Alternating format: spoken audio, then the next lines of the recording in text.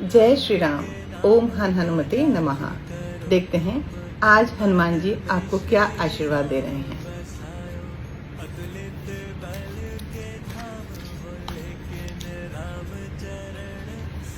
आज की ब्लेसिंग है हनुमान जी की, improve your focus.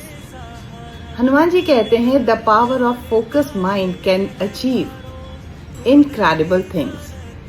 Hanuman ji की शक्तियों के बारे में भी आप जानते हैं, उनके फोकस, उनके डिवोशन के बारे में भी आप जानते हैं। राम जी की सेवा में उन्होंने कैसे अचीवमेंट करी अपने फोकस और कंसंट्रेशन के साथ। इसलिए आप भी अपने गोल को पाना चाहते हैं तो प्रभु की गाइडेंस है कि अपनी कंसंट्रेशन, अपनी मेंटल क्लैरिटी और फोकस पर काम कीजिए। Right your goals in your notebook and affirm every day. Thank you so much for watching this video. God bless you all.